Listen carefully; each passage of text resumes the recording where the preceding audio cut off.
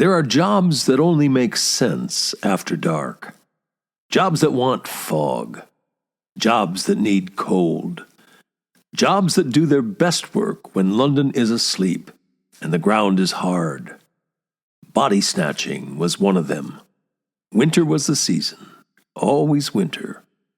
Cold weather slowed decay, kept the goods fresh, made the night's work worthwhile. Summer bodies were no use to anyone. They bloated, they soured, they betrayed you. But in January, February, early March, London's churchyards became pantries, larders, stockrooms, and London supplied the demand.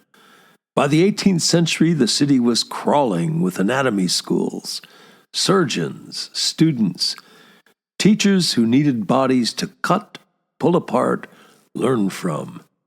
The law allowed very few legal corpses, murderers, executed criminals, a trickle, nowhere near enough. So London improvised. It always does. The men who met that demand hated the name body snatcher. It made them sound grubby, furtive, criminal, which of course they were. But they preferred something grander. Resurrectionists. Now that has a ring to it.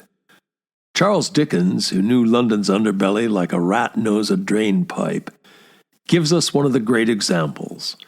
Jerry Cruncher in A Tale of Two Cities. By day, Jerry's an odd-job man planted outside Tellson's Bank on Fleet Street. Number 1 Fleet Street, right by Temple Bar. Respectable enough, a bit shouty, lots of coming and going there. But that's just his day job. Jerry moonlights. At night, he tells his little boy he's going fishing. And one night, the boy follows him, all the way to Old St. Pancras churchyard. There, by lantern light, the child discovers what his father is really fishing for. Not trout, not eels, the dead. Jerry takes offense if anyone calls him a body snatcher. Don't call me a body snatcher, I'm a resurrectionist. Classic London humor. Rename the crime, elevate the language, keep a straight face. The joke lands because Dickens knew his audience recognized the type. These men were everywhere. The work followed a rhythm. Moonless nights were best. Teams of 2 or 3. Wooden spades, not metal, to keep the noise down. Dig straight down at the head of the grave. You didn't need the whole coffin, just enough to break the lid. Hook the body under the arms and haul it up. Clothes stayed behind. Taking them would make it theft.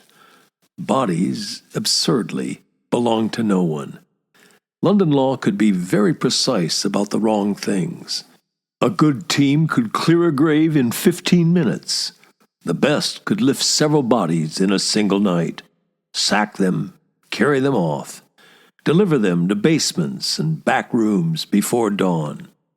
Surgeons paid well. Prices rose through the century.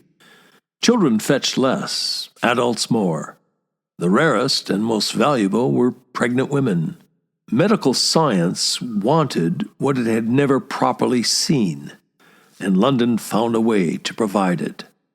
Churchyards fought back, iron cages over graves, watchmen, guns loaded with spring traps. Families sat vigil for weeks until the body inside was too far gone to be useful. There were riots, mobs, beatings. Resurrectionists were stoned in the streets, shot at in Ireland, occasionally killed outright. Still, the trade flourished, because demand never stopped. The most active grounds were the poorest ones: St. Giles, Stepney, Southwark, Bloomsbury. Burial places attached to workhouses and hospitals, paupers' graves, mass graves, shallow graves. Easy work. The respectable West End liked to imagine this was all happening somewhere else, but it wasn't. The great anatomy schools were right there in London, Covent Garden, Soho. near enough to stroll home after a night's work. One young surgeon, newly arrived in London in the 1740s, looked out from his dissecting room window and could see his supply chain. Churchyards within 5 minutes' walk. Convenient. This was not random criminality. It was organized, managed, efficient. A black market industry that grew more professional by the decade. Teams had territories. Rival gangs sabotaged each other's work, tipping off watchmen or digging out a grave first and leaving the coffin propped open, a warning. There was no honor among body thieves. London's humor about it all was pitch black. Ballads, jokes, knowing winks. Everyone understood what going fishing meant. Everyone knew why graves were guarded. Everyone suspected that the march of medical progress was being greased with something unspeakable. Eventually, the whole thing collapsed under its own weight. Public outrage boiled over. Murders followed. Bodies weren't being stolen fast enough anymore. Some men decided to make fresh ones. That finally forced Parliament's hand. The Anatomy Act. Legal access to unclaimed bodies. The end of the resurrection trade. Or almost. Because London never really lets a good phrase die. Resurrectionist. It lingers. A beautiful, euphemistic, morally elastic word for a job that could only have existed here. In a city large enough to forget its dead. Practical enough to monetize them. Witty enough to joke about it afterwards. And seasonal enough to know that winter was the time to work. So if you feel a chill in the air tonight, if the frost's in the ground and the moon's gone missing, remember this. Somewhere beneath your feet, London once kept its dead on layaway. And someone, lantern in hand, was always going fishing. You've been listening to This is London, the London Walks podcast.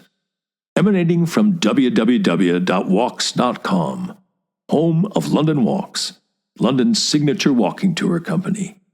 London's local, time-honored, fiercely independent, family-owned, just the right size walking tour company. And as long as we're at it, London's multi-award-winning walking tour company. Indeed, London's only award-winning walking tour company.